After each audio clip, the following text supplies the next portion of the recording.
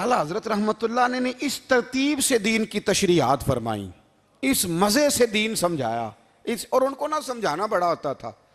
چونکہ میرا پسندیدہ موضوع ہے اعلیٰ حضرت پہ بات کرنا، اب میں کون کون سی بات چھیڑوں اور کون کون سی چھوڑوں، آپ ذرا غور کریں۔ ان کو بات منوانی بھی آتی تھی۔ اعلیٰ حضرت کا فتویٰ ہے کہ جمعے کی دوسری اذان جو ہے وہ خطیب کے سامنے کھڑے ہو کے نہیں دینی چاہیے، باہر دروازے پہ دینی چاہیے۔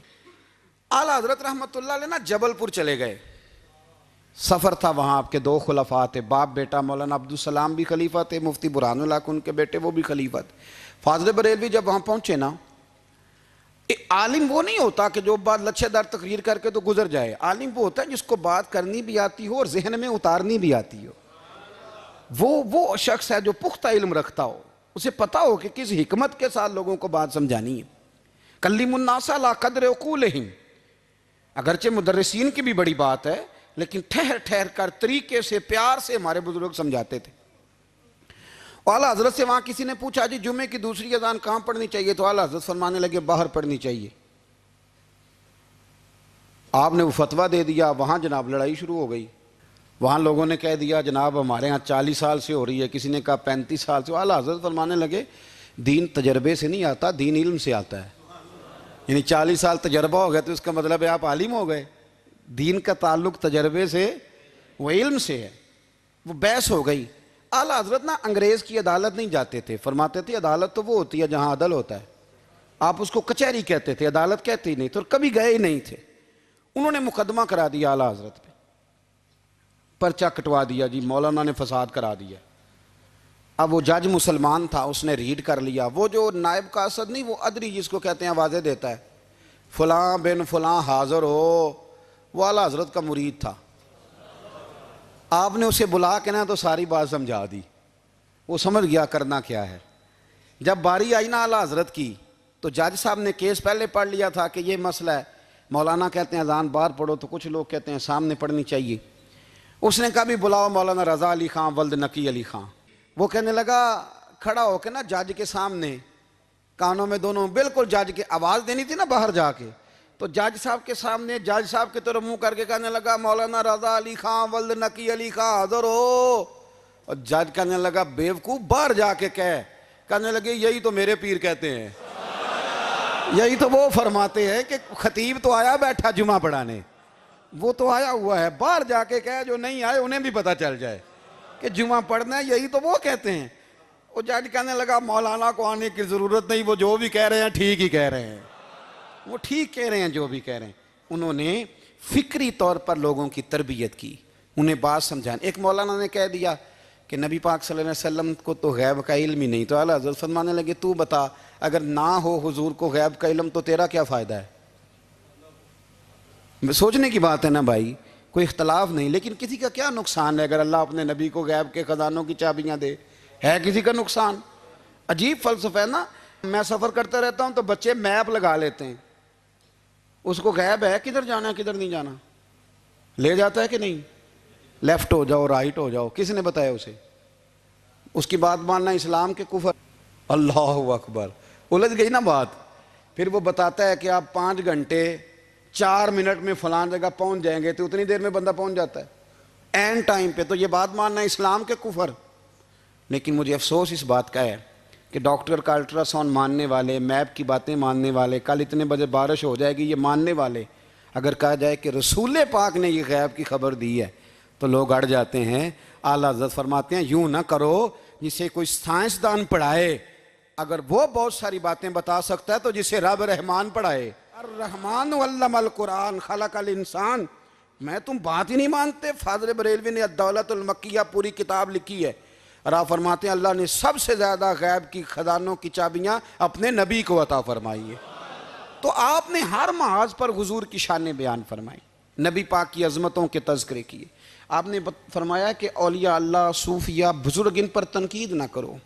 ہمارا آج مزاج بن گیا ہے، میں اکثر کہتا ہوں کہ لوگوں کا ذائقہ خراب ہو گیا ہے۔ یہ جو لوگ کہتے ہیں نماز میں دل نہیں لگتا، محفل میں سرور نہیں آتا، ہم جب اینک تنقید کی لگا کے جاتے ہیں تو کیسے مزہ آئے گا؟ جب ہم سامنے والے کو اچھا ہی نہیں سمجھ رہے، سب سے اچھے ہم خود ہیں. میں اکثر کہا کرتا ہوں کہ جب تک ہم تھوڑا سا نیچے بیٹھ کے اوپر نہیں نہ دیکھتے، بندے ہمیں بڑے نظر نہیں آئیں گے، چھوٹے چھوٹے ہی نظر آئیں گے. ہم ہمیشہ اوپر کھڑے ہو کے نیچے دیکھتے ہیں. مہربانی فرمائیں. بڑی شاندار بات لکھی اعلیٰ حضرت بریلوی نے ملفوظات شریف میں. آپ فرماتے ہیں 2 بڑے زبردست قاری تھے. تلفظ اچھا ہی ہونا چاہیے، لیکن اس کا یہ مطلب نہیں کہ پھر آپ سب پہ تنقید ہی کرتے رہیں. اعلیٰ حضرت فرماتے 2 قاریوں نے نا ایک بزرگ کے پیچھے نماز پڑھی، تو ان کے نا کچھ قواعد مستحب، کچھ قواعد ٹھیک نہیں تھے. تو کہنے لگے شہرت تو بڑی سنی تھی، پر بابے کو تو قرآن بھی صحیح نہیں پڑھنا آتا. یہ اعلیٰ حضرت نے لکھا ہے. چھوڑو جو یہ بھی کو بلی ہے. فرماتے ہیں بس مستحب قواعد ٹھیک نہیں تھے، جو چیزیں ضروری ہیں وہ ٹھیک پڑھتے تھے بابا جی. اب ان دونوں نے تنقید کی دل میں، اور باہر نکل گئے ایک دوسرے سے کہنے لگے یار کتنا سوچ کے آئے تھے، پر یہ تو قرآن پاک بھی ٹھیک نہیں پڑھتے. اب موسم تھا تھوڑا سا ایسے ہی معتدل موسم تھا، نہ زیادہ گرمی تھی نہ زیادہ سردی تھی. قریب ایک جھیل تھی. کپڑے اتارے، تہمتیں باندھی اور جھیل میں گھس گئے نہانے کے لیے. ایک شیر آیا تو کپڑے اٹھا کے لے گیا. اب بندہ پانی میں کتنی کو دیر رہ سکتا ہے؟ موسم بھی معتدل تھا، بڑی گرمی میں بھی بندہ زیادہ نہیں رہ سکتا. ٹھٹھرنے لگے، پریشان ہو گئے، کانپنے لگے، جائیں تو کدھر جائیں، بڑے پریشان. اب شیر بیٹھا ہے سامنے اور پہاڑی کے اوپر وہ بیٹھا کپڑے لے کے. اعلیٰ حضرت فاضل بریلوی رحمۃ اللہ تعالیٰ علیہ فرماتے ہیں کسی نے جا کے بزرگوں کو بتایا کہ وہ آپ کے مہمانوں کے کپڑے لے گیا شیر. تو ٹھٹھر رہے. وہ بزرگ آئے اور آ کے نا تو شیر کو آواز دی، اللہ ہر مشکل دی کنجی یارو ہاتھ مردان دے آئی. شیر کو آواز دی، کہنے لگے ادھر آئے نا. وہ آیا تو ایک تھپکی دی. فاضل بریلوی نے حقوق والدین پہ لکھا، حقوق اولاد پہ لکھا، استاد کے حقوق پہ لکھا، شاگرد کے حقوق پہ لکھا. اعلیٰ حضرت نے پڑوسیوں کے حقوق پہ لکھا. فاضل بریلوی رحمۃ اللہ نے پیر اور مرید کے حقوق پہ لکھا. اعلیٰ حضرت نے شرطیں بیان کی مرید کس کا ہونا ہے، شرائط. فرمایا سب سے پہلے 4 شرطیں دیکھو پھر بیعت کرنا.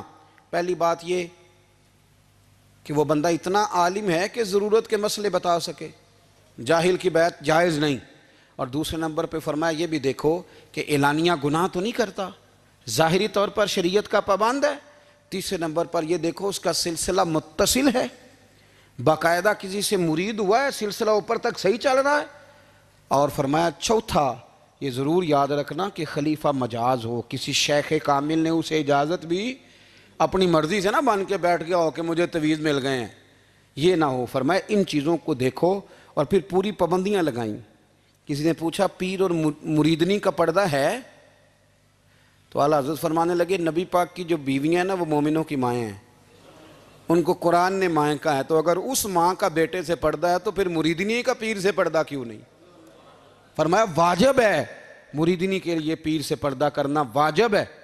آپ کو ایک بزرگ تھے، انہوں نے اپنے ہاں جلسے پہ بلایا. جب آپ پہنچے تو وہ عورتوں کو ننگے منہ تعویذ دے رہے تھے. آپ نے دور سے دیکھا تو واپس آ گئے. وہ دوڑے پیچھے، کہنے لگے مولانا کچھ تو خیال کریں، لوگ کیا سوچیں گے، ایسے چلے گئے. تو آپ فرمانے لگے شاہ جی آپ نبی پاک کی شریعت کا خیال نہ کریں تو میں آپ کا خیال کروں؟ شریعت اسلامیہ کا خیال نہیں کر رہے، بے پردہ عورتوں میں بیٹھے ہو.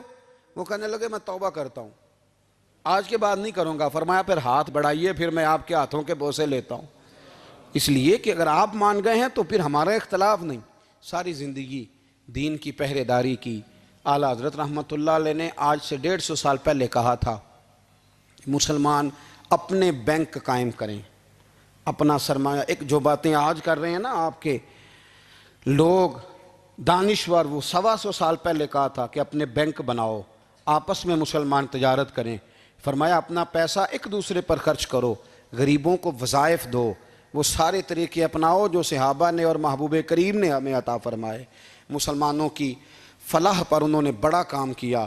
وہ زمانہ اقبال پہلے کہا کرتے تھے سارے جہاں سے اچھا ہندوستان ہمارا، پھر اللہ نے توفیق دی تو کہنے لگے نہیں خاص ہے ترکیب میں قوم رسول ہاشمی.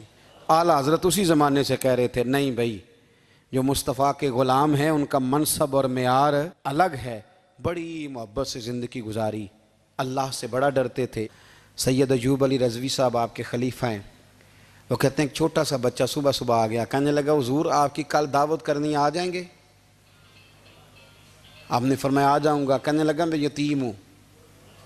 باپ میرا فوت ہو گیا اور میرا بڑے دل کرتا ہے آپ سے محبت ہو گئی. فرمایا کب آؤں؟ اس نے کہا کل آ جانا. کیا کھلاؤ گے؟ تو چنے کی دال اس نے جھولی میں ڈالی. کہنے لگا حضور میں لے آیا ہوں، رات کو بھگاؤں گا، کل آپ کو کھلاؤں گا. آپ بیمار رہتے تھے، دوپہر کو سوجی کے بسکٹ کھایا کرتے تھے. سید صاحب کہتے ہیں جب وہ جانے لگا تو اعلیٰ حضرت فرمانے لگے اگر اجازت دو تو ایک بندہ ساتھ لے آؤں. کہنے لگا لے آؤ. فرماتے ہیں اس کے گھر گئے تو اندر بیٹھنے کی جگہ بھی نہیں تھی.